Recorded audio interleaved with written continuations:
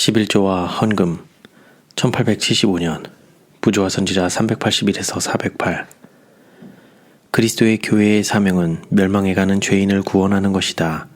그 사명은 사람들에게 하나님의 사랑을 알려주고 그 사랑의 효력을 통하여 그들을 그리스도께로 인도하는 것이다. 이 시대를 위한 진리는 지상의 어두운 구석까지 전파되어야 한다. 이 일은 가정에서부터 시작될 수 있다. 그리스도를 따르는 자들은 이기적 삶을 살아서는 안 된다. 그들은 그리스도의 영으로 채워져 그분과 조화되게 걸어가야 한다. 현재의 냉랭함과 불신에는 원인들이 있다. 세상에 대한 사랑과 생활의 염려가 영혼을 하나님께로부터 분리시킨다. 생수가 우리 마음속에 있어야 하며 그것이 영생하도록 솟아나는 샘물이 되어 우리에게서 흘러나가야 한다. 우리는 하나님께서 우리 속에서 이루시는 일을 밖으로 나타내야 한다. 그리스도인이 생애의 빛을 즐기려 하면 진리의 지식 안으로 다른 사람들을 인도해 드리는 자신의 노력을 증가시켜야 한다. 그의 생애는 다른 사람들에게 선을 행하기 위한 노력과 희생으로 특징 지어져야 한다. 그렇게 될 때 즐거움의 결핍에 대한 불평이 사라질 것이다. 천사들은 항상 다른 사람들의 행복을 위하여 사업에 종사하고 있다. 이것이 그들의 기쁨이다. 이기적인 마음의 소유자들이 비천한 봉사라고 생각하는 일, 곧 비참한 자들과 품성과 지위에 있어서 모든 면에 열등한 자들을 섬기는 일은 하늘 궁정에 순결하고 죄 없는 천사들이 하는 사업이다. 그리스도의 자아 희생적 사랑의 정신은 하늘의 충만한 정신이며 하늘의 기쁨의 정수이다. 다른 사람들에게 축복이 되고자 애쓰고 그들에게 선을 행하기 위하여 일하고 심지어 희생을 하는 일에서까지 특별한 기쁨을 느끼지 못하는 자들은 그리스도의 정신 혹은 하늘의 정신을 가질 수 없다. 그들이 하늘 천사들의 사업에 연합하지 아니하고 그들에게 고상한 기쁨을 나누어주는 행복에 참여하지 못하기 때문이다. 그리스도께서는 이와 같이 죄인 하나가 회개하면 하늘에서는 회개할 것이 없는 의인 99을 인하여 기뻐하는 것보다 더하리라 고 말씀하셨다. 만일 죄인이 회개하는 것을 보는 것이 천사들의 기쁨이라면 그리스도의 보혈로 구원받은 죄인들이 그들을 통하여 다른 죄인들이 회개하고 그리스도께로 돌아오는 것을 보는 것이 기쁨이 되지 않을 것인가? 그리스도와 거룩한 천사들과 조화를 이루어 일하는 중에 우리는 이 사업을 떠나서는 실현될 수 없는 기쁨을 경험하게 될 것이다. 그리스도의 십자가의 원리는 믿는 모든 사람들에게 자아를 부정하고 남에게 빛을 나누어 주고 빛을 전하는데 그들의 재물을 드려야 할 큰 책임을 지게 한다. 그들이 하늘과 연결되어 있다면 그들은 천사들과 조화를 이루는 사업에 종사하게 될 것이다. 세상 사람들의 원리는 없어질 이 세상의 사물을 가능한 한 최대한으로 갖는 것이다. 취하고자 하는 이기적 사랑이 그들의 생애에 있어서 지배적인 원리이다. 그러나 가장 순수한 기쁨은 부에 있지 않고 탐욕이 언제나 충족되는 곳에 있지 않고 지족이 지배하고 자아 희생적 사랑이 지배의 원리가 되어 있는 곳에서 발견된다. 방종된 생애를 보내며 마음이 불만으로 가득 찬 수천의 사람들이 있다. 그들은 방종으로 마음을 만족시키려는 헛된 노력에 불만을 느끼는 사람들이며 이기심의 희생자들이다. 불행의 흔적이 바로 그들의 얼굴에 찍혀있고 그들의 과거는 하나의 사막이다. 그들의 삶의 노선에는 선한 행실의 열매가 없기 때문이다. 그리스도의 사랑이 우리의 마음을 채우고 우리의 생애를 지배하는 데 비례하여 탐욕, 이기심, 안위를 사랑하는 정신은 극복될 것이며 그리스도의 종임을 주장하는 우리는 그분의 뜻을 행하는 데서 즐거움을 찾게 될 것이다. 그때에 우리의 행복은 그리스도의 사랑에 의하여 고무된 무화적 사업에 정비례할 것이다.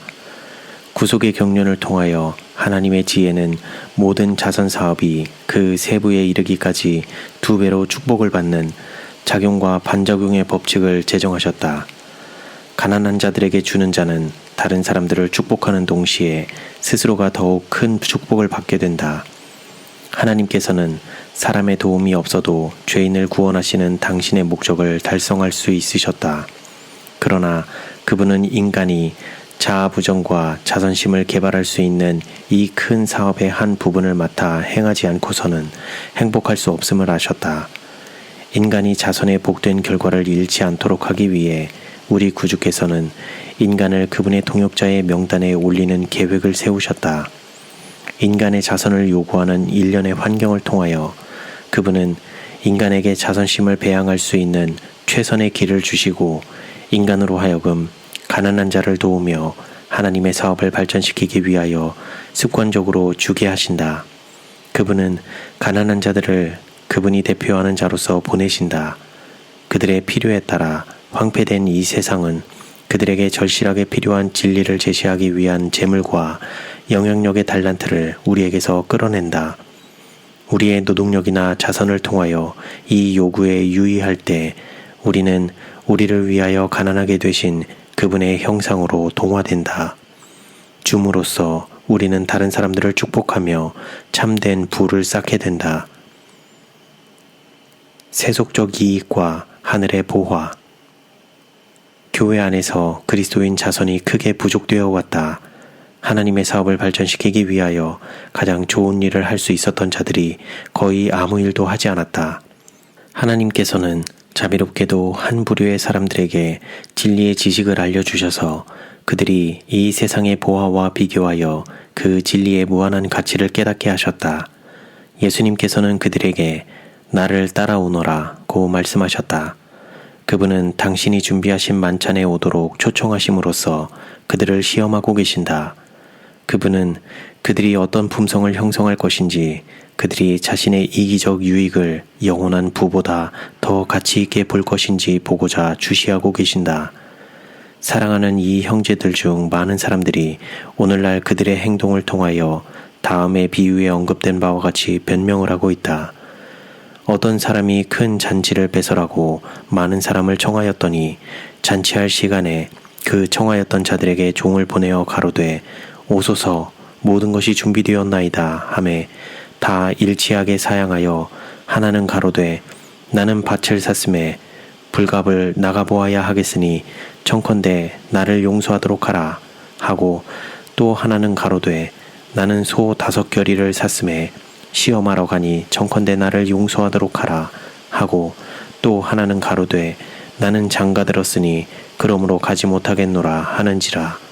종이 돌아와 주인에게 그대로 고하니 이에 집주인이 노하여 그 종에게 이르되 빨리 시내의 거리와 골목으로 나가서 가난한 자들과 병신들과 소경들과 저는 자들을 데려오라 하니라. 이 비유는 현대 진리를 믿노라고 공언하는 많은 사람들의 상태를 정확하게 나타낸다. 주님께서는 당신 스스로 큰 비용을 들여서 준비하신 만찬에 참석하라는 초청을 그들에게 보내셨다. 그러나 세속적 이익은 그들에게 있어서 하늘의 보화보다 더 중요하게 보였다. 그들은 영원한 가치를 지닌 사물에 동참하라는 초청을 받았으나 그들의 밭, 소, 가정의 이익이 모든 거룩한 이익보다 더욱 압도적인 것이었으므로 그것이 하늘의 초청에 순응하는 것보다 훨씬 더 중요한 것처럼 보였으며 오소서 모든 것이 준비되었나이다 라는 하늘의 초청에 불순종하는 일에 대한 핑계거리가 되었다. 이 형제들은 이 비유 가운데 나타난 그 사람들의 본을 맹목적으로 따르고 있다. 그들은 그들의 세속적 사물을 보며 아닙니다, 주님. 저는 당신을 따를 수 없습니다. 저를 용납해 주시기 바랍니다. 라고 말한다.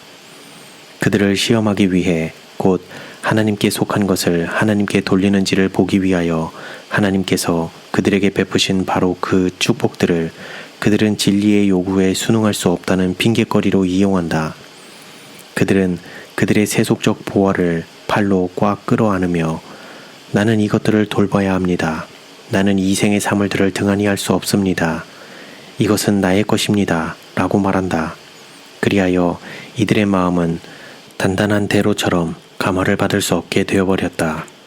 그들은 오소서 모든 것이 준비되었나이다 하고 초청하는 하늘 사자에 대해 마음의 문을 닫는다. 그러나 그들이 마음의 문을 열어 세속적 부담과 사업상 염려를 초청해 드림으로써 예수님께서는 들어가시기 위하여 헛되이 문을 두드리시게 된다. 괴로운 이기심의 멍에 그들의 마음은 이생의 염려와 가시덤불이 너무나 무성하므로 하늘의 사물들이 들어갈 자리가 없다. 예수님께서는 수고하고 무거운 짐진 자들이 당신께로 오면 쉼을 얻게 될 것이라는 약속으로 초청하신다.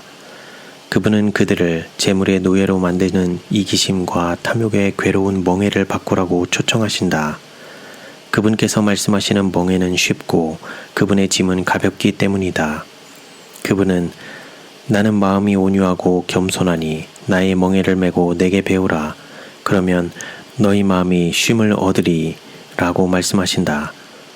그분은 그들에게 세상의 염려와 고통의 무거운 짐을 벗어버리고 자아부정과 다른 사람들을 위한 희생의 멍에 곧 그분의 멍에를 메기를 원하신다.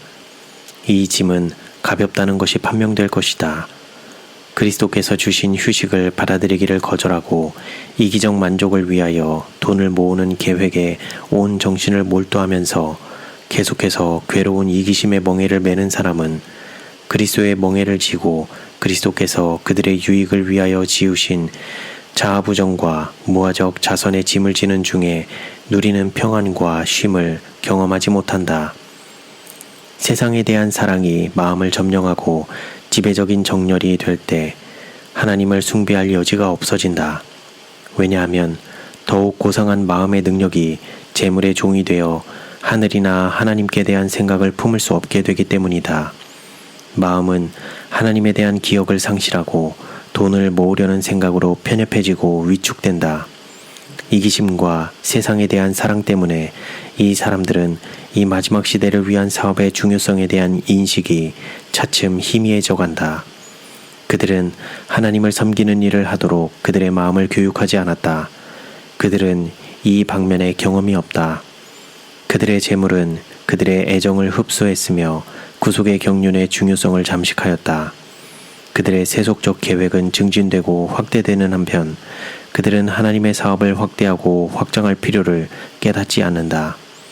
그들은 재물을 일시적 사물에 투자하고 영원한 사물에 투자하지 않았다. 그들의 마음은 좀 더 많은 재물을 얻으려는 야망으로 차 있다. 하나님께서는 그들을 당신의 율법의 저장소로 삼으셔서 그들에게 그처럼 은혜롭게 주어진 빛을 다른 사람들에게 비추게 하셨다. 그러나 그들은 염려와 걱정이 너무 많아졌기 때문에 그들의 영향력으로 다른 사람들을 축복할 시간, 곧 이웃 사람들과 대화를 나누며 그들과 함께 그들을 위하여 기도하며 그들을 진리의 지식 안으로 인도하기 위한 노력을 기울일 시간을 갖지 못한다. 이런 사람들은 그들이 할 수도 있었으나 그들의 마음을 빼앗고 애정을 사로잡은 세상의 염려와 걱정 때문에 그들이 회피한 선에 대하여 책임이 있다. 그리스도께서 위하여 돌아가신 영혼들은 그들의 개인적 노력과 거룩한 모본을 통하여 구원을 받을 수도 있었다. 하나님께서 사람들에게 주신 빛, 곧 다른 사람들의 행로에 반사되도록 주신 빛이 부족하기 때문에 고귀한 영혼들이 멸망해 가고 있다. 그러나 고귀한 빛은 말 아래 감추어져 집안에 있는 자들에게 비추이지 못하고 있다. 달란트의 비유. 모든 사람은 하나님의 청지기이다. 주님께서 각 사람에게 당신의 재물을 위탁하셨지만 사람은 그 재물을 자신의 것이라고 주장한다. 그리스도께서는 내가 돌아오기까지 장사하라고 말씀하신다. 그리스도께서 당신 자신의 것을 그 이자와 함께 요구하실 때가 다가오고 있다. 그분은 모든 청지기들에게 내 보던 일을 세마라고 말씀하실 것이다. 주님의 돈을 취리하는 자에게 내어주는 대신 수건에 싸서 땅에 감춘 자들과 주님의 돈을 주님의 사업에 투자함으로 이익을 남기지 않고 불필요한 것들을 위하여 사용함으로써 낭비한 자들은 주님께로부터 인정을 받지 못하고 오히려 정죄의 선고를 받을 것이다.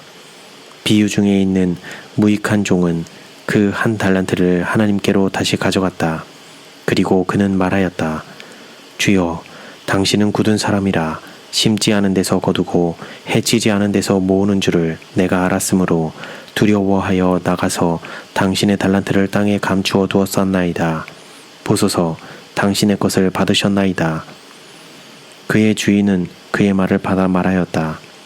악하고 게으른 종아, 나는 심지 않은 데서 거두고 해치지 않은 데서 모으는 줄로 내가 알았느냐? 그러면 네가 마땅히 내 돈을 취리하는 자들에게나 두었다가 나로 돌아와서 내 본전과 별리를 받게 할 것이니라. 이 무익한 종은 하나님의 계획을 모르지 않았다. 그러나 그는 그에게 위탁된 달란트를 증가시키라는 그분의 요구가 불공평하다고 비난하고 하나님의 목적을 위축시키고자 단호히 결심하였다. 바로 진리를 믿노라고 공언하는 많은 부류의 부자들이 이와 같은 원망과 불평을 하고 있다. 불성실한 종처럼 그들은 하나님께서 빌려주신 그 달란트의 증가가 진리를 확장시키는 데 요구될까 두려워 그것을 세상의 보물에 투자하거나 세상에 묻어둠으로써 그것을 얼거매되 너무 강하게 메었으므로 하나님의 사업에 투자할 것이 전혀 없거나 거의 없게 하였다. 그들은 하나님께서 그들의 본전이나 이자 가운데서 얼마를 요청하시지나 않을까 두려워하여 그것을 파묻었다. 주님께서 그것을 요구하실 때 그들은 그들에게 주어진 양을 가져왔다. 그들은 하나님께서 그들에게 빌려주신 재물을 취리하는 자들에게 주지 못한 사실, 곧 하나님의 사업을 수행하도록 그분의 사업에 투자하지 못한 사실에 대해 배은망덕의 마음으로 변명했다. 하나님의 재산을 유용하는 자는 하나님께서 빌려주신 달란트뿐 아니라 영생도 잃어버린다. 그에 대하여 이 무익한 종을 바깥 어두운 데로 내어 쫓으라는 말이 주어진다. 영혼을 구원하기 위하여 하나님의 사업에 돈을 투자하는 충성된 종은 하나님의 영광을 위하여 그의 재물을 사용하게 되므로 잘하였도다 착하고 충성된 종아, 내 주인의 즐거움에 참여할지어다 라는 주님의 칭찬을 받게 될 것이다. 우리 주님의 이 즐거움은 어떠한 즐거움이 될 것인가? 그것은 구원을 받아 영광의 왕국으로 들어온 영혼들을 보는 즐거움이 될 것이다. 저는 그 앞에 있는 즐거움을 위하여 십자가를 참으사 부끄러움을 개의치 아니하시더니 하나님 보좌 우편에 앉으셨느니라. 청지기에 대한 개념은 하나님의 모든 백성들과 실제적인 연관을 맺어야 한다. 달란트의 비유가 올바르게 이해되기만 하면 그것은 하나님께서 우상 숭배라고 지적하신 탐욕을 몰아내게 될 것이다. 실제적 자선은 오늘날 자신의 흑암을 비통하게 생각하는 수많은 형식상 진리의 공헌자들에게 영적 생명을 줄 것이다. 그것은 이기적이며 탐욕적인 재물 숭배자의 위치에서 죄인을 구원하는 일에 있어서 정직하고 충성스런 그리스도의 동역자로 변화시켜 줄 것이다. 자아부정과 희생. 구속의 경륜의 기초는 희생 위에 세워졌다. 예수님은 당신의 가난으로 우리를 부욕해 하시고자 하늘의 궁정을 떠나셔서 가난하게 되셨다. 하나님의 아들에 의하여 그처럼 무한한 희생으로 사신 바 된 구원에 참여하는 자들은 모두 참된 모본의 본을 따를 것이다. 그리스도께서 주된 모퉁이 돌이 되심으로 우리는 이 기초 위에 세워져야 한다. 각 사람은 자아부정과 자아희생의 정신을 가져야 한다. 지상에서의 그리스도의 생애는 이타적이었고 겸손과 희생으로 특징 지어졌다.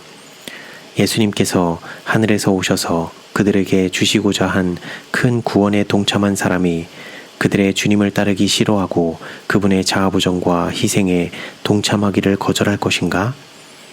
그리스도께서 말씀하신다. 나는 포도나무요 너희는 가지니 물은 내게 있어 과실을 맺지 아니하는 가지는 아버지께서 이를 제해버리시고 무릇 과실을 맺는 가지는 더 과실을 맺게 하려 하여 이를 깨끗게 하시느니라. 바로 그 생명의 원리 곧 포도나무를 통하여 흐르는 진액이 가지를 무성하게 하고 열매를 맺도록 양분을 공급한다. 종이 상전보다 크겠는가? 세상의 구주께서는 우리 때문에 자아부정과 희생을 치르셨는데 그리스도의 몸된 지체들은 방종하게 될 것인가? 자아부정은 제자가 되는 필수적인 조건이다. 이에 예수께서 제자들에게 이르시되 아무든지 나를 따라오려거든 자기를 부인하고 자기 십자가를 지고 나를 좇을 것이니라. 나는 그 길을 자아부정의 길로 인도한다. 나를 따르는 자들이여 나는 그대들에게 그대들의 주가 되는 나 자신이 생애로서 그대들에게 보여준 모본을 따르는 것 외에 아무것도 요구하지 않는다. 세상의 구주께서는 시험의 광야에서 사단을 정복하셨다. 그분은 인간이 어떻게 승리할 수 있는지 보여주시기 위하여 승리하셨다. 그분은 나사렛의 회당에서 선포하셨다. 주의 성령이 내게 임하셨으니 이는 가난한 자에게 복음을 전하게 하시려고 내게 기름을 부으시고 나를 보내사 포로된 자에게 자유를, 눈먼 자에게 다시 보게 함을 전파하며 눌린 자를 자유케 하고 주의 은혜의 해를 전파하게 하려 하심이라. 예수님께서 하시기 위하여 오셨노라고 선포하신 그 위대한 사업은 지상에서 당신을 따르는 자들에게 위탁되었다. 그리스도께서는 우리의 머리로서 구원의 위대한 사업에서 앞서 인도하시며 우리에게 당신의 모본을 따르라고 명령하신다. 그분은 우리에게 세계적인 기별을 주셨다. 이 진리는 모든 나라와 방언과 백성에게 전파되어야 한다. 그리스도와 그분을 따르는 자들은 사단의 능력을 대하여 싸워 그를 정복시켜야 했다. 흑암의 세력을 대항하는 방대한 전쟁은 계속되어야 했다. 그리고 성공적으로 이 일을 이루기 위하여 자금이 필요했다. 하나님께서는 하늘에서 직접 자금을 보내도록 계획하지 않으시고 그분을 따르는 자들의 손에 이 싸움을 계속하는 바로 그 목적을 위하여 사용하도록 자금의 달란트를 주신다. 11조 제도. 그분은 당신의 백성들에게 당신의 사업이 스스로 유지되기에 충분한 자금을 조달할 수 있는 계획을 세우셨다. 11조 제도에 나타난 하나님의 계획은 그 단순함과 공정함에 있어서 훌륭하다. 모든 사람은 믿음과 용기로서 그 제도를 유지할 수 있다. 왜냐하면 그 근원이 하나님께로부터 나왔기 때문이다. 그 안에는 단순함과 유용함이 결합되어 있으며 그것을 이해하고 실행하는 데는 깊은 지식이 필요하지 않다. 모든 사람은 고귀한 구원의 사업을 추진시키는 일에 한 몫을 담당할 수 있다는 사실을 느낄 수 있다. 모든 남녀들과 청년들은 주님을 위한 회개원이 되어 자금에 대한 요구에 응하는 일꾼이 될 수 있다. 너희 각 사람이 이를 얻은 대로 저축하여 두라고 사도는 말한다. 이 제도를 통하여 큰 목적이 성취된다. 만일 개인이 그리고 모두가 이 제도를 받아들인다면 각자는 하나님을 위한 주의 깊고 충성스러운 회개원이 될 것이며 세상의 마지막 경고의 기별을 전하는 위대한 사업을 수행해 나갈 자금이 결핍되는 일이 없을 것이다. 만일 모두가 이 제도를 채택한다면 금고는 가득 차게 될 것이며 자금 지출자들이 더욱 가난해지는 일은 없을 것이다. 그들이 한 모든 투자는 현대 진리에 그들을 더욱 굳게 결속시켜 줄 것이다. 이것이 장래의 자기를 위하여 좋은 터를 쌓아 참된 생명을 취하는 것이리라. 인내성이 있고 조직적인 일꾼들이 그들의 자선적 노력의 경향이 하나님과 동료 인간에 대한 사랑을 배양하며 그들의 개인적 노력이 그들의 유용성의 범위를 확장시키는 것임을 볼 때 그들은 그리스도와 동역자가 되는 것이 큰 축복임을 깨닫게 될 것이다. 교회는 일반적으로 세상에 범람하고 있는 도덕적 흑암을 대항하기 위한 싸움을 계속하기 위하여 그들이 소유하고 있는 것들을 드리라는 하나님의 요구를 부인하고 있다. 그리스도를 따르는 자들이 활동적이고 열성적인 일꾼이 되기 전에는 하나님의 사업은 마땅히 발전되어야 할 만큼 발전될 수 없다. 교회에 속한 모든 신자는 자신이 공헌하는 진리가 실제적인 것임을 느껴야 하며 모든 사람들은 무화적 일꾼이 되어야 한다. 어떤 부자들은 하나님의 사업이 확장되고 돈이 요구되므로 불평을 하는 것 같다. 그들은 재물을 요구하는데 끝이 없다고 말한다. 한 일, 다음에 다른 일이 또 생겨서 도움을 요청하게 된다. 그러한 사람들에게 우리는 하나님의 사업이 더욱 발전하므로 그 사업을 수행할 자금의 공급을 요청하는 더 많은 기회와 더욱 긴급하고 번번한 요구가 있기를 희망한다고 말하고 싶다. 만일 조직적인 헌금 제도가 모든 교인들에 의하여 채택되어 충분히 수행될 것 같으면 금고에는 계속적인 자금의 공급이 있게 될 것이다. 수입은 마치 변함없는 강물처럼 넘쳐 흐르는 자선의 샘에서 흘러 들어와서 공급될 것이다. 자선은 복음신앙의 일부이다. 우리의 구원을 위하여 지불된 무한한 값을 생각할 때 우리는 우리의 모든 힘을 주님의 사업에 헌신하여야 할 요구는 물론 엄숙한 금전상의 의무를 느끼지 않는가? 멀지 않아 주님께서 내 보던 일을 세마라고 말씀하실 때 우리는 그분과 해결해야 할 빚을 갖게 될 것이다. 사람들이 하나님의 요구를 제쳐놓고 그분께서 베풀어 주신 것을 움켜쥐고 이기적으로 그것을 고수한다면 그분은 얼마 동안 평화를 유지하시고 흔히 그분의 관대함을 증가시키시고 축복을 흘러넘치게 하심으로써 계속하여 그들을 시험하신다. 이들은 사람들에게 영광을 받고 교회에서 책망을 받지 않고 지나갈 수 있을지 모른다. 그러나 멀지 않아 그분께서는 내 보던 일을 세마라고 말씀하실 것이다. 그리스도께서는 이 지극히 작은 자 하나에게 하지 아니한 것이 곧 내게 하지 아니한 것이니라고 말씀하신다. 그분은 또한 말씀하신다. 너희는 너희 것이 아니라 값으로 산 것이라. 그러므로 그분의 소유가 되는 그대의 몸과 마음은 물론 그대의 재물로 하나님께 영광을 돌려야 할 의무가 그대에게 있다. 너희는 값으로 산 것이니 은이나 금같이 없어질 것으로 한 것이 아니고 그리스도의 보배로운 피로 한 것이니라. 그분은 우리에게 위탁하신 선물을 돌려드림으로써 영혼 구원의 사업을 도우도록 요구하신다. 그분은 당신의 보혈을 주시고 우리의 은을 요구하신다. 우리가 부유해진 것은 그분의 가난을 통해서이다. 그러므로 우리가 그분의 선물을 되돌려드리는 일을 거부할 수 있겠는가? 하나님과의 동역자들. 하나님께서는 당신의 사업을 유지하기 위하여 사람에게 의존하지 않으신다. 하나님의 섭리로 하늘에서 직접 그분의 금고에 공급하는 것이 인간을 위하여 최선의 기림을 보셨을 것 같으면 그분께서는 그렇게 하셨을 것이다. 그분은 인간을 사용하지 않으시고 세상을 위한 진리를 공포하기 위하여 천사들을 보내실 방편을 고안하셨을 것이다. 그분은 하늘의 진리를 기록하여 그것이 살아있는 글자로서 그분의 요구를 세상에 선포하게 할 수도 있으셨다. 하나님께서는 어떤 사람의 금이나 은에 의존하지 않으신다. 그분은 삼림의 짐승들과 천산의 생축이 다 내 것이며 내가 가령 줄여도 내게 이르지 않을 것은 세계와 거기 충만한 것이 내 것이미로다 고 말씀하신다. 하나님의 사업을 발전시키는 데 있어서 우리의 봉사가 필요한 곳은 어느 곳에서나 하나님께서는 우리에게 유익이 되는 길을 의도적으로 준비하셨다. 그분은 우리를 당신의 동역자로 삼으심으로써 우리를 영화롭게 하셨다.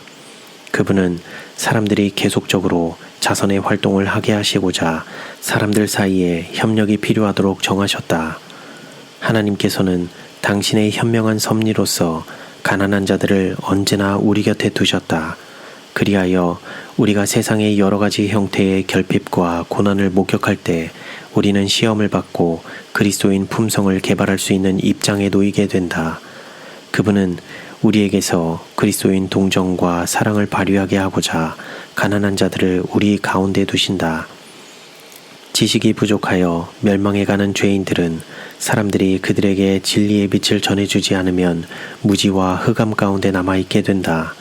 하나님께서는 사람들에게 하도록 맡겨주신 일을 하기 위하여 하늘에서 천사들을 보내지 않으실 것이다. 그분은 모든 사람들에게 할 일을 주셨다.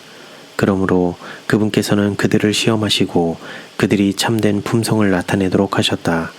그리스도께서는 가난한 자들을 당신의 대표자로 우리 중에 두신다. 그분은 내가 줄일 때에 너희가 먹을 것을 주지 아니하였고 목마를 때에 마시게 하지 아니하였다고 말씀하신다. 그리스도께서는 고통을 당하는 인간, 고난 중에 있는 인간 자녀들의 입장에서 자신을 그들과 동일시하신다. 그분은 그들의 필요를 자신의 것으로 여기시며 그들의 불행을 당신의 품에 안으신다. 황폐한 세상의 도덕적 흑암은 그리스도인 남녀들에게 무한한 부를 소유하셨으나 우리를 위하여 가난하게 되신 분의 형상을 담기 위하여 그들의 재물과 영향력을 드리는 일에 개인적 노력을 기울이라고 호소한다. 성령께서는 그분의 진리의 기배를 보냈으나 강권함을 받아야 비로소 그리스도의 동역자의 의무를 느낄 수 있는 자들과 함께 거하실 수 없다. 감정은 변덕스러우므로 단지 인간적 동정심에서가 아니라 보다 고상한 근거에서 주어야 할 의무를 사도는 강조한다. 그는 우리가 오직 하나님의 영광만을 위하여 이타적 봉사를 해야 한다는 원칙을 강조한다. 그리스도인들은 동료 인간들의 구원에 계속적인 관심을 나타내는 활동적인 자선의 계획을 시작하라는 요구를 성경을 통하여 받고 있다. 도덕적 율법은 안식일 준수를 명하고 있지만 계명은 그것을 범하는 경우나 그것을 범함으로써 받는 형벌에 의해 속박받는 경우 이 외에는 짐이 아니었다. 11조 제도 역시 그 계획에서 떠나지 않은 자들에게 짐이 되지 않았다. 히브리인들에게 명령한 이 제도는 그것을 창시하신 분에 의하여 폐지되거나 완화되지 않았다.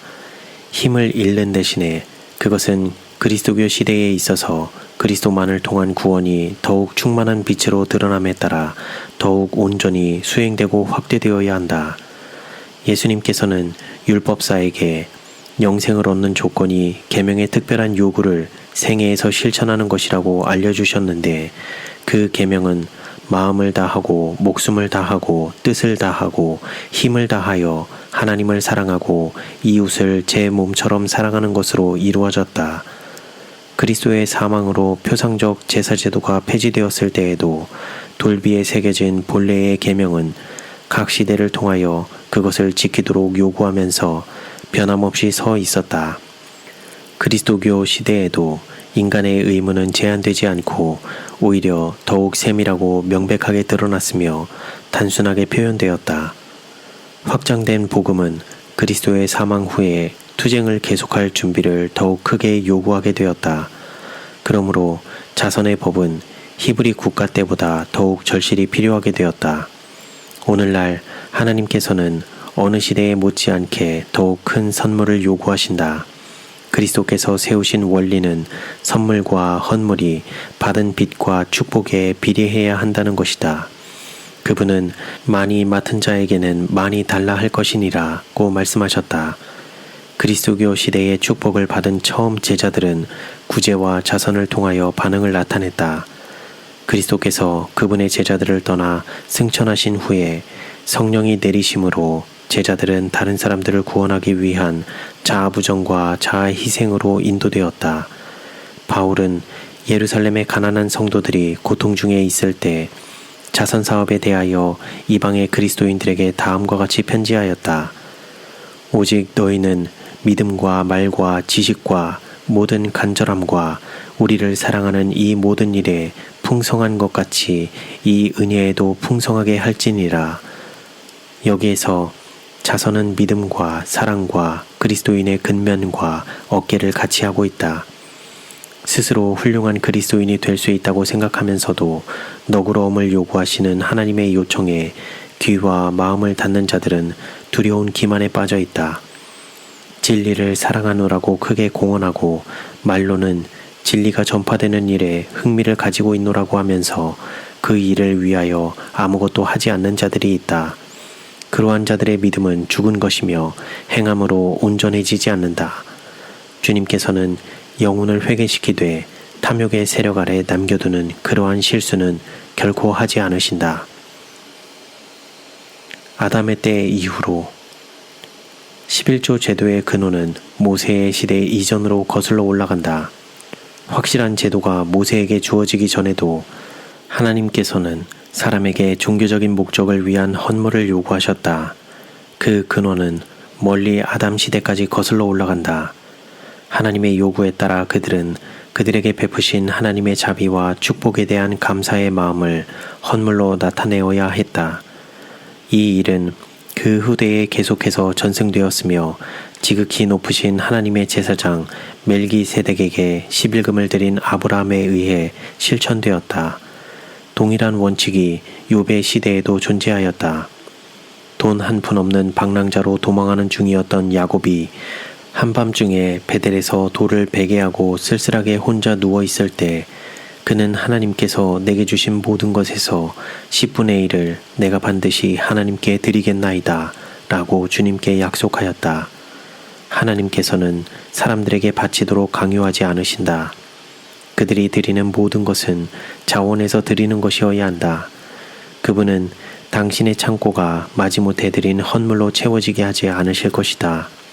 주님께서는 사람이 이기심을 단절시키고 하나님과 사람에 대한 사랑을 강화시키는 행동을 하도록 의무를 지워주심으로써 그를 당신과 자신과 동료 인간에 대한 동정과 사랑에 밀접하게 연관되게끔 계획하셨다. 자선의 체계적 계획은 이기적으로 기울어지며 관대한 행동에 대하여 마음을 닫기 쉬운 인간의 유익을 위하여 마련되었다. 주님은 헌금이 정기적인 것이 되기를 바라시며 드리는 것이 습관이 되고 자선이 그리스도인의 의무로 느껴지도록 계획하셨다. 하나님의 헌물을 통하여 열려진 마음은 그 마음이 이기적으로 냉랭해지고 닫혀지기 전에 또 다른 헌물이 주어지게 된다. 그 흐름은 계속적이어야 하며 자선의 행동에 의하여 그 통로는 계속 열려 있어야 한다. 이득의 10분의 1 요청된 양으로서 하나님께서는 이득의 10분의 1을 정하셨다. 이 제도는 인간의 양심과 자선의 마음에 맡겨진다. 이 11조 제도에 대한 인간의 판단은 자유로워야 한다. 이 제도는 자유롭게 양심에 맡겨져 있는 한편 그것은 모든 사람에게 분명히 제시되었다. 강요가 요구되어 있지 않다.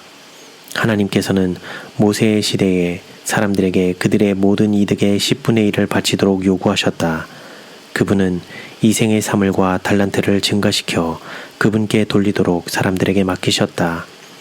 그분은 10분의 1을 요구하시되 이것을 인간이 그분께 돌려드릴 최소한의 것으로 요구하신다. 그분은 내가 내 것인 10분의 1을 요구하는 한편 너희에게 10분의 9를 준다고 말씀하신다. 사람들이 10분의 1을 드리지 않을 때에 그들은 하나님의 것을 도적질하게 된다. 속죄제물, 화목제물, 감사제물 등이 이득의 10분의 1에 첨가되어 요청되었다. 하나님께서 요청하시는 이득의 11금을 드리지 않는 모든 행위는 하늘의 책에 그 행위자가 도적질한 것으로 기록된다. 그러한 자들은 그들의 창조주의 것을 사취하게 된다. 이러한 태만의 죄가 그들 앞에 드러날 때 그들이 행로를 바꾸고 그때로부터 올바른 원칙을 따라 행하는 것만으로는 넉넉하지 않다. 이것은 체주에게 돌려지도록 그들에게 위탁된 재산을 유용한 하늘 기록의 숫자를 바로잡을 수 없다. 하나님과의 불충실한 거래와 배은 망덕의 죄를 회개할 필요가 있다. 사람이 어찌 하나님의 것을 도적질하겠느냐. 그러나 너희는 나의 것을 도적질하고도 말하기를 우리가 어떻게 주의 것을 도적질하였나이까 하도다. 이는 곧 11조와 헌물이라. 너희 곧 온 나라가 나의 것을 도적질하였으므로 너희가 저주를 받았느니라. 만군의 여호와가 이르노라. 너희의 온전한 11조를 창고에 들여 나의 집에 양식이 있게 하고 그것으로 나를 시험하여 내가 하늘 문을 열고 너희에게 복을 쌓을 곳이 없도록 붙지 아니하나 보라. 모든 11조를 창고에 들이면 순종하는 자들에게 하나님의 축복이 부어질 것이라는 약속이 여기에 주어져 있다. 내가 너희를 위하여 황충을 금하여 너희 토지 소산을 멸하지 않게 하며 너희 밭에 포도나무의 과실로 기한전에 떨어지지 않게 하리니 너희 땅이 아름다워짐으로 열방이 너희를 복되다 하리라. 만군의 여호와의 말이니라. 만일 진리를 믿노라 공언하는 모든 자들이 하나님께서 당신의 것이라고 말씀하시는 11조를 드림으로 하나님의 요구에 응한다면 창고에는 인간의 구원을 위한 큰 사업을 진행시킬 재물이 풍성하게 공급될 것이다. 하나님께서는 인간에게 인간 자신의 일을 위하여 엿새를 주시고 제7일은 당신 자신을 위하여 따로 떼어 두신 것처럼 사람들에게 10분의 9를 주시고 10분의 1은 거룩한 목적을 위하여 요구하신다. 안식일과 마찬가지로 수입의 10분의 1 역시 거룩하므로 하나님께서는 그것을 자신을 위하여 따로 떼어 놓으셨다. 그분은 인간에게 맡기신 재물의 수입 중 10분의 1로 지상에서 그분의 사업을 추진시키실 것이다. 하나님께서는 옛날 당신의 백성들에게 매년 3번씩 회집하도록 요구하셨다. 너희 중 모든 남자는 1년 3차 곧 무교절과 칠칠절과 초막절에 내 하나님 여호와의 택하신 곳에서 여호와께 보이되 공수로 여호와께 보이지 말고 각 사람이 내 하나님 여호와의 주신 복을 따라 그 힘대로 물건을 드릴지니라. 그들의 수입의 3분의 1 이상이 거룩한 종교적 목적에 바쳐졌다. 하나님의 백성들이 역사상 어떤 시대를 막론하고 즐겁고 기쁜 마음으로 하나님께서 세우신 조직적 자선과 헌물과 연보 제도를 실천할 때마다 그들은 하나님의 요구에 순종하는 것과 비례하여 그들의 모든 활동에 번영이 따를 것이라는 불변의 약속을 깨달았다. 그들이 하나님의 요구를 인정하고 그분의 요청에 응함으로 그들의 물질로서 그분을 영화롭게 할 때에 그들의 창고는 풍성하게 채워졌다. 그러나 그들이 11조와 헌물에 있어서 하나님의 것을 도적질할 때 그들은 하나님뿐 아니라 자신들의 것도 도적질하게 되었음을 깨달았다. 왜냐하면 그들이 하나님께 드리는 헌물을 제한한 것에 비례하여 하나님께서 그들에게 베푸실 축복을 제한하셨기 때문이다. 괴로운 짐이 아님. 어떤 이들은 이 제도가 히브리인들을 얽어맨 엄한 율법 중 하나라고 말할 것이다. 그러나 이것은 하나님을 사랑하게 된 즐거운 마음에는 짐이 아니었다. 사람들이 영원한 사물에 대한 생각을 잃어버리고 그들의 지상 보화를 영혼보다 더 중요하게 여기게 된 것은 하나님께 드리지 않으므로 그들의 이기적 본성이 강화되었을 때뿐이었다. 이 마지막 때에 하나님의 이스라엘에게는 고대의 이스라엘에게보다 더 긴급한 요구가 주어져 있다. 매우 짧은 시간에 성취되어야 할 크고 중요한 사업이 있다. 하나님께서는 11금 제도가 당신의 백성에게서 결코 소홀히 여김을 받도록 계획하지 않으시고 오히려 마지막 사업을 위해 희생정신이 확대되고 깊어지도록 계획하셨다. 조직적인 자선은 조직적인 강요가 되어서는 안 된다. 하나님께서 받으실 만한 헌물은 자원하는 헌물이다.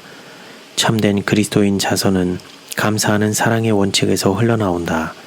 그리스도에 대한 사랑은 그분이 구원하기 위하여 이 세상에 오신 사람들에 대하여 나타내는 사랑이 없이 홀로 존재할 수 없다. 그리스도에 대한 사랑은 모든 정서를 지배하고 모든 정력을 지도하는 전인적인 지배 원칙이 되어야 한다. 구속의 사랑은 인간의 마음에 존재할 수 있는 모든 부드러운 애정과 자아 희생적인 헌신을 일깨워야 한다. 이렇게 될 때 이기심을 깨뜨리고 잠자는 동정심을 깨우쳐서 귀중한 진리의 사업을 위하여 자신의 헌물을 드리게 하고자 마음을 감동시키는 호소가 필요하지 않게 될 것이다. 예수님께서는 무한한 희생으로 우리를 사셨다. 우리의 모든 능력과 영향력은 진정으로 우리 주님의 것이며 그분을 섬기는 데 바쳐져야 한다. 이렇게 함으로써 우리는 그리스도의 보배로운 피로 죄의 속박에서 속량받은 감사의 마음을 나타내게 된다. 우리 주님은 언제나 우리를 위하여 일하신다. 그분은 하늘로 승천하셔서 당신의 피로 산 사람들을 위하여 탄원하고 계신다. 그분은 하늘아버지 앞에서 십자가의 고통을 호소하신다. 그분은 당신의 상처난 손을 드시고 당신의 교회가 시험에 빠지지 않고 보존되도록 당신의 교회를 위하여 중보하신다. 만일 우리의 지각력이 일깨워져서 우리의 구원을 위한 우리 주님의 놀라운 사업에 동참할 수 있다면 깊고 열렬한 사랑이 우리의 마음을 불태울 것이다. 우리의 무정함과 냉랭한 무관심이 우리를 견고하게 될 것이다. 감사하게 생각하는 사랑에서 우러난 온전한 헌신과 자선은 지극히 작은 예물일지라도 즐거운 마음의 희생에 거룩한 향기를 더하여 값으로 따질 수 없이 귀중한 예물로 만들 것이다. 그러나 우리가 드릴 수 있는 모든 것을 기꺼운 마음으로 우리의 구속주께 드렸을지라도 비록 그것이 우리에게 매우 가치 있는 것일지라도 우리가 하나님께 대하여 진 감사의 빚을 사실대로 완전히 본다면 우리가 드린 모든 것은 매우 불충분하고 보잘것없는 것으로 보일 것이다. 그러나 천사들은 우리에게 보잘것없이 보이는 이 예물을 취하여 향기로운 예물로 보좌 앞에 드리게 된다. 그리고 그것은 받아들여지는 바 된다. 우리는 그리스도를 따르는 자들로서 우리의 진정한 위치를 깨닫지 못하고 있다. 우리는 그리스도께 고용된 종으로서의 우리의 의무에 대해 올바른 관점을 갖고 있지 못하다. 그분은 당신의 고난의 생애와 흘리신 피로써 우리에게 삭슬 미리 지불하심으로 당신 자신을 섬기도록 우리를 붙들어 매셨다. 우리가 가진 모든 좋은 것들은 우리 주님께로부터 빌린 것들이다. 그분은 우리를 청지기로 삼으셨다. 믿음과 사랑으로 드린 우리의 가장 작은 헌물과 가장 비천한 봉사는 영혼을 구원하여 주님을 섬기고 그분의 영광을 증진시키기 위한 헌신의 예물이 될 수 있다. 그리스도의 왕국에 대한 관심과 번영은 모든 관심사를 능가하여야 한다. 쾌락과 이기적 관심을 생애의 주된 목적으로 삼는 자들은 충성스러운 청지기가 아니다. 다른 사람들에게 선을 행하기 위하여 자아를 부인하고 자신과 자신이 소유한 모든 것을 그리스도의 봉사 사업에 드리는 자들은 이기적인 사람들이 찾을 수 없는 행복을 발견한다. 우리 구주께서는 이와 같이 너희 중에 누구든지 자기의 모든 소유를 버리지 아니하면 능히 내 제자가 되지 못하리라고 말씀하셨다. 사랑은 자기의 유익을 굳이 아니한다. 이것이 그리스도의 생애를 특징지은 무화적 사랑과 자선의 열매이다. 우리의 마음에 새겨진 하나님의 율법은 우리 자신의 관심을 고상하고 영원한 관심사에 굴복시킨다. 지상의 보화. 그리스도께서는 먼저 그의 나라와 그의 의를 구하라고 우리에게 명령하신다. 이것이 우리의 첫째 되고 가장 중요한 의무이다. 우리 주님께서는 당신의 종들에게 지상의 보화를 쌓아두지 말라고 명백하게 경고하셨다.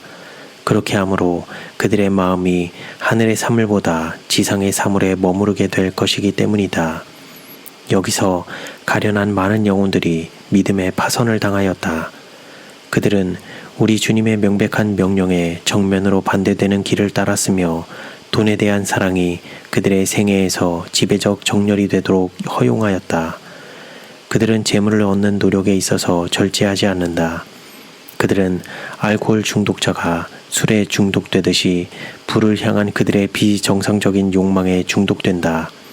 그리스도인들은 자신이 주님의 종이라는 사실과 그들 자신과 그들의 시간과 그들의 모든 소유가 그분께 속한다는 사실을 잊어버린다.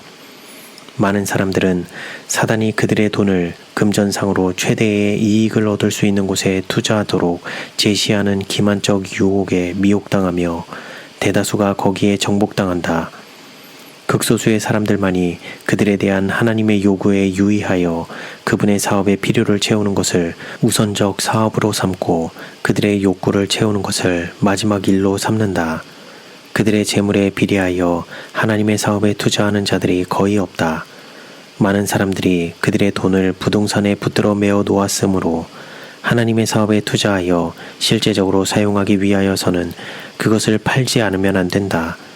그들은 이 사실을 그들의 구속주의 사업에 거의 바치지 못하는 데 대한 변명거리로 삼는다. 그들은 비유에 나온 사람처럼 그들의 돈을 효과적으로 땅에 묻어둔다. 그들은 하나님께서 당신의 것으로 요구하시는 10분의 1을 도적질하고 그렇게 함으로써 하늘 보화에 속한 자신의 것들을 도적질한다. 사람의 유익을 위하여. 조직적인 자선의 계획은 어느 한 사람도 무겁게 압박하지 않는다. 성도를 위하는 연보에 대하여는 내가 갈라디아 교회들에게 명한 것 같이 너희도 그렇게 하라. 매 주일 첫날에 너희 각 사람이 일을 얻은 대로 저축하여 두어서 내가 갈 때에 연보를 하지 않게 하라.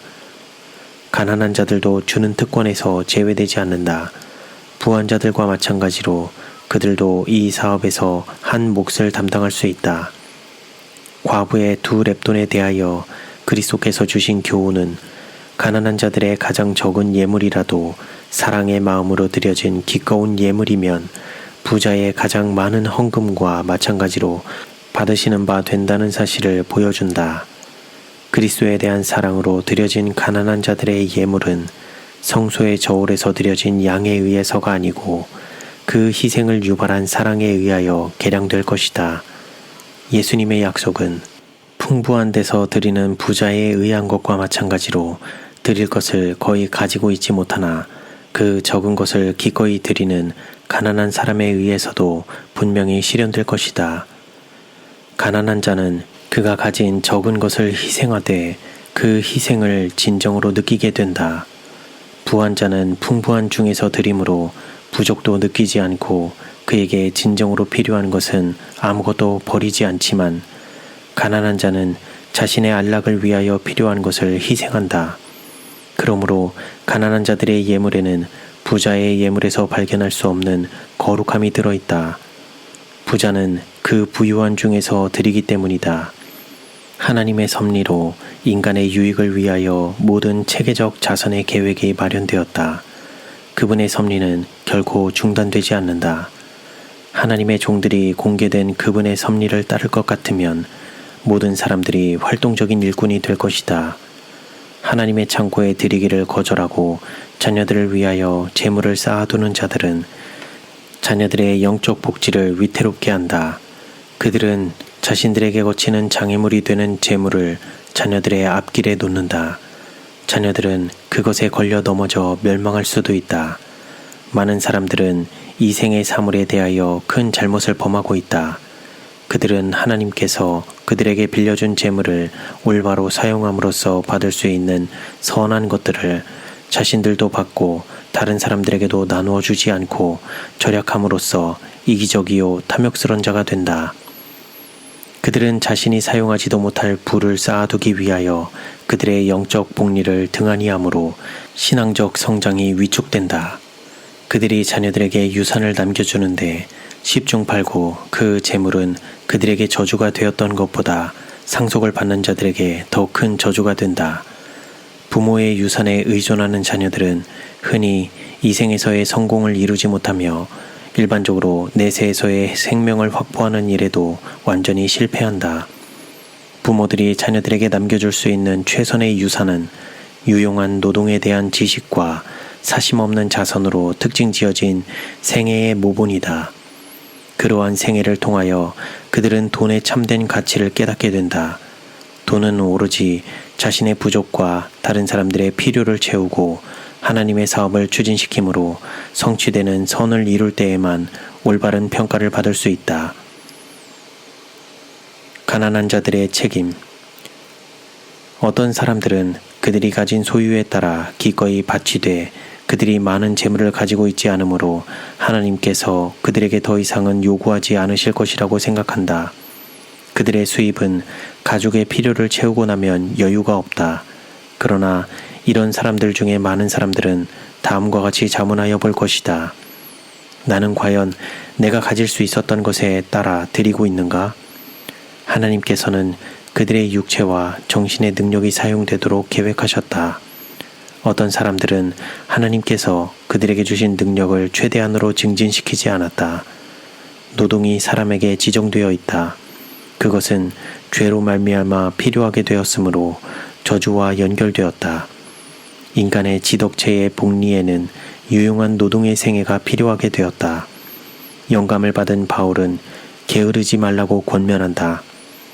부자나 가난한 자나 간에 게으른 생애로서는 아무도 하나님을 영화롭게 할 수 없다. 가난한 많은 사람들이 가진 모든 자본은 시간과 육체적 힘인데 흔히 안위를 사랑하고 부주의하고 게으름으로 인해 그것이 낭비되었으므로 11조와 헌물로 주님께 드릴 것이 없게 된다.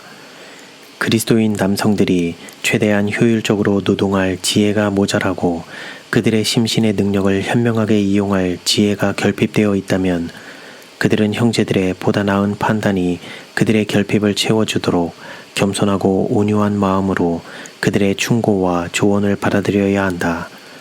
동료 인간들의 유익과 하나님의 사업의 발전을 위하여 아무 일도 하지 않으면서 만족하고 있는 많은 가난한 자들은 그들이 할 마음만 있으면 많은 일을 할 수 있다.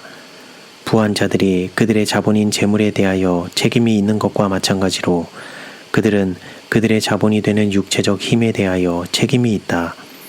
어떤 사람들은 하나님의 창고에 들여야 마땅함에도 불구하고 거기서 받고 있다. 현재는 가난하지만 시간을 현명하게 사용하고 특허권에 대한 생각을 버리고 꾸준하고 힘든 노동보다 더 편안한 방법으로 재물을 얻고자 골몰하는 그들의 성향을 억제함으로써 현재의 처지를 개선할 수 있는 가난한 자들이 있다.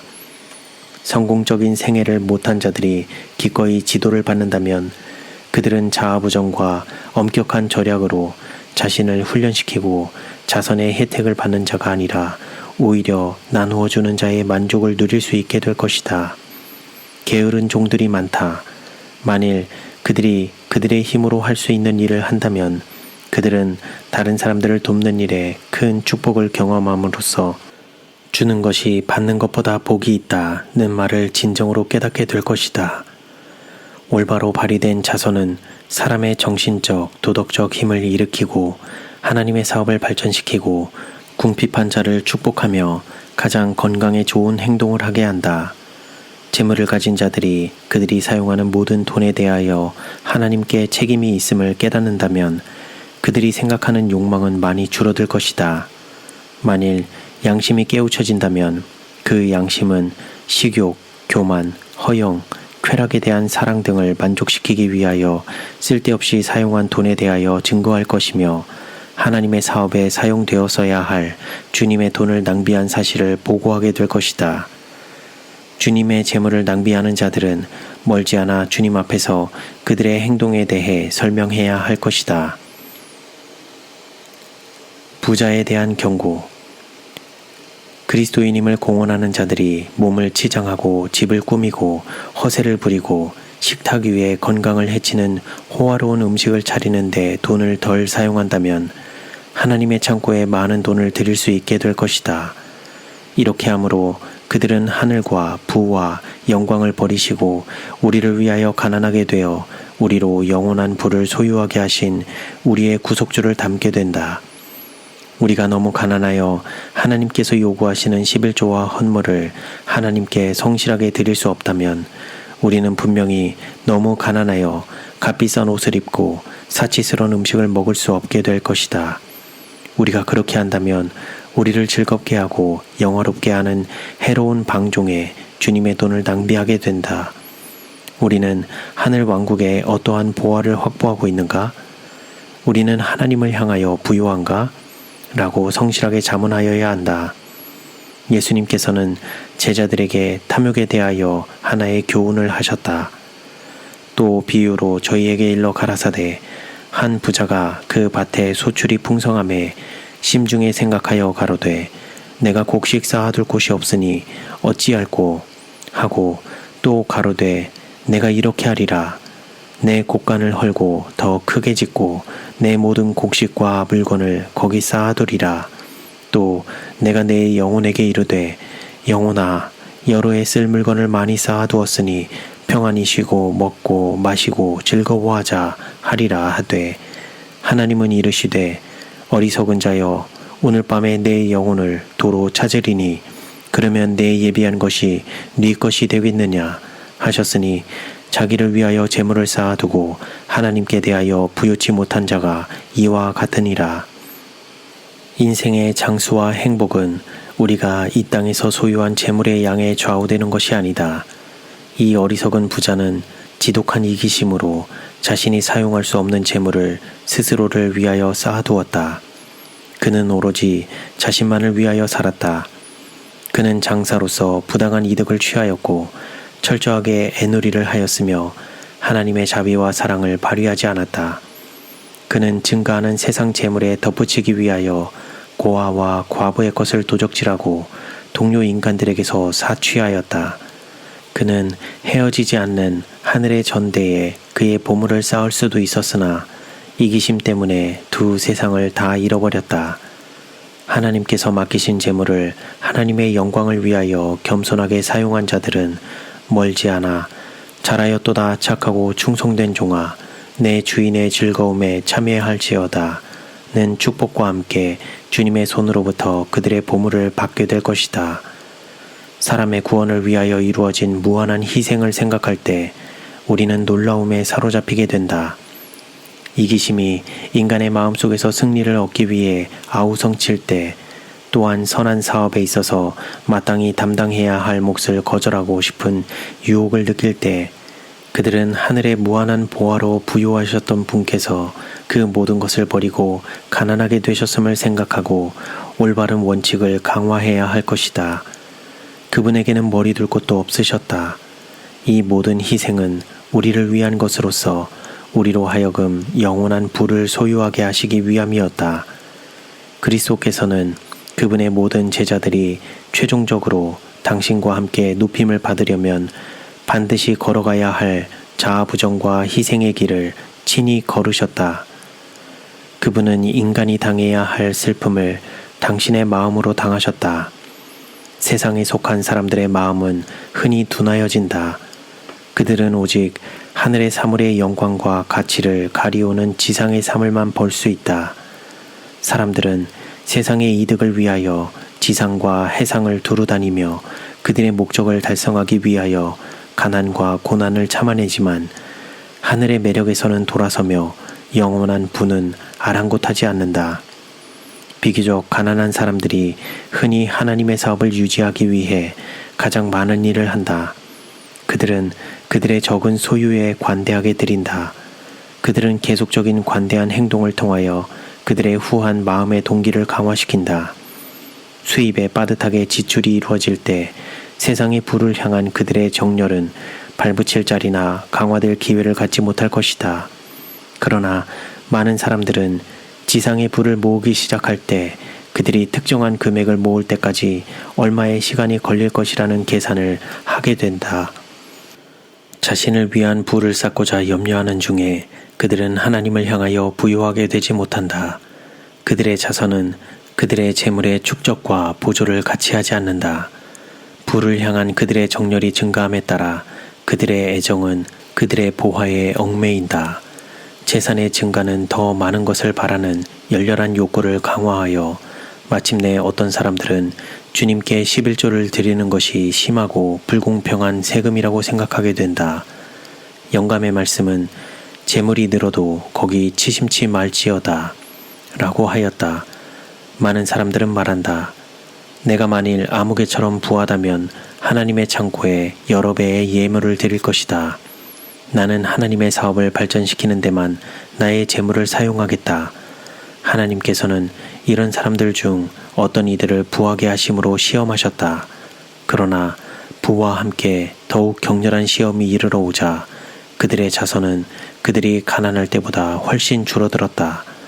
더 큰 부를 소유하고자 하는 욕망이 그들의 정신과 마음을 사로잡았으며 그들은 우상숭배의 죄를 짓게 되었다.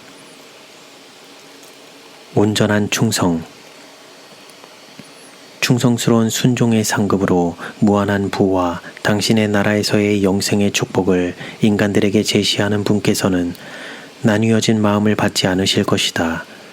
우리는 모든 것이 하나님께로부터 마음을 떠나게 하고 애정을 분리시키는 말세의 위기 가운데 살고 있다. 우리의 의무는 그리스도의 생애에서 비춰오는 빛으로 바라볼 때만 분별될 것이다.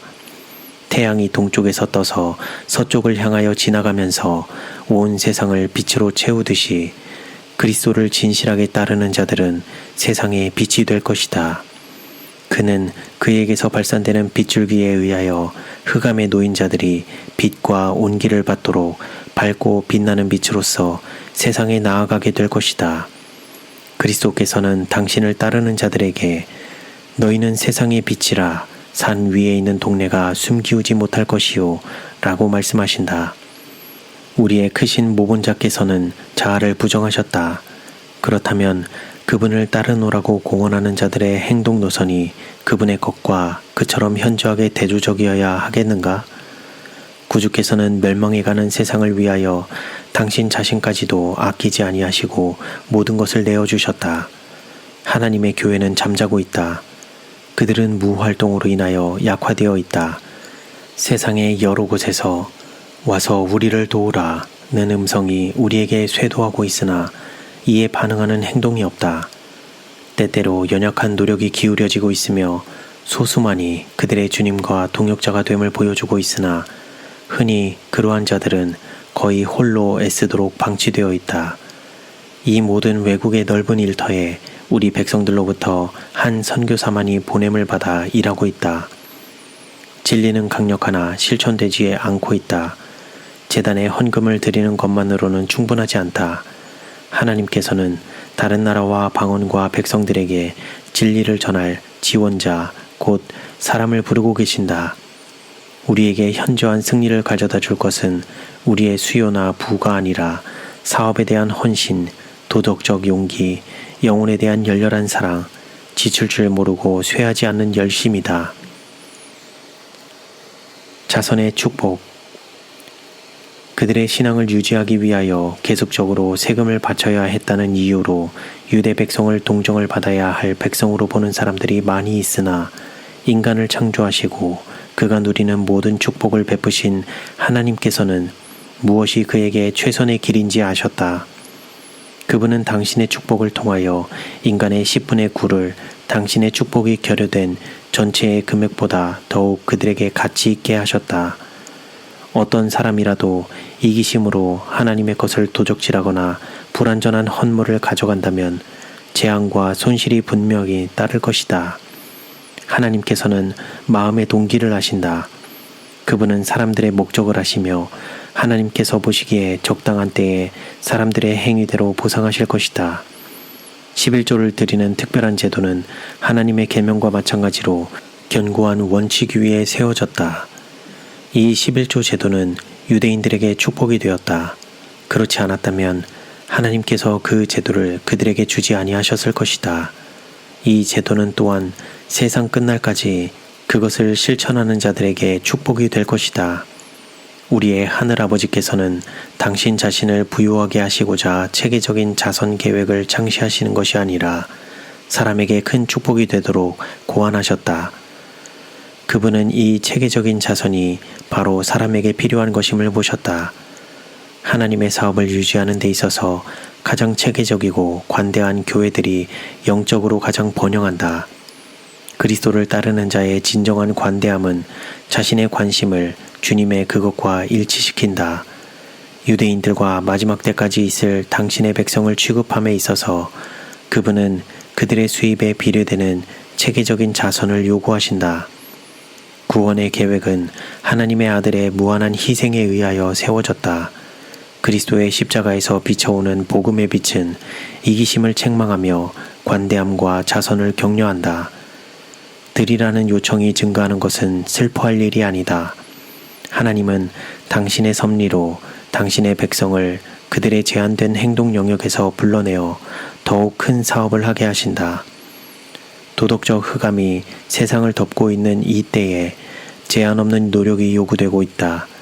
세상에 속한 마음과 탐욕이 하나님의 백성의 생명력을 잠식하고 있다. 그들은 그들의 재물에 대한 요구를 배가시키는 것이 그분의 자비임을 이해해야 한다. 하나님의 천사는 자선 행위를 기도와 밀접히 연결시킨다. 천사는 고넬료에게 내 기도와 구제가 하나님 앞에 상달하여 기억하신 바 되었으니 라고 말하였다. 그리스도께서는 당신의 교훈을 통하여 너희가 만일 불의한 재물에 충성치 아니하면 누가 참된 것으로 너희에게 맡기겠느냐고 말씀하셨다. 교회의 영적 힘과 번영은 체계적인 자선에 크게 좌우된다. 그것은 마치 신체 각부에 생명력을 공급하며 온몸으로 흘러가야 하는 혈액과 같다. 그것은 동료 인간의 영혼에 대한 사랑을 증가시킨다. 왜냐하면 자아부정과 자아희생을 통하여 우리를 위하여 가난하게 되신 그리스도와 더욱 밀접한 관계에 이르기 때문이다. 영혼의 구원을 돕기 위하여 하나님의 사업에 더 많이 투자하면 할수록 그 영혼들은 더욱 가까이 우리의 마음과 밀접해진다. 우리의 수요가 지금의 절반일지라도 그들이 모두 헌신한 일꾼들일 것 같으면 세상을 흔들 능력을 가지게 될 것이다. 활동적인 일꾼들에게 그리스도께서는 볼지어다 내가 세상 끝날까지 너희와 항상 함께 있으리라 고 말씀하셨다. 온 천하에 다니라.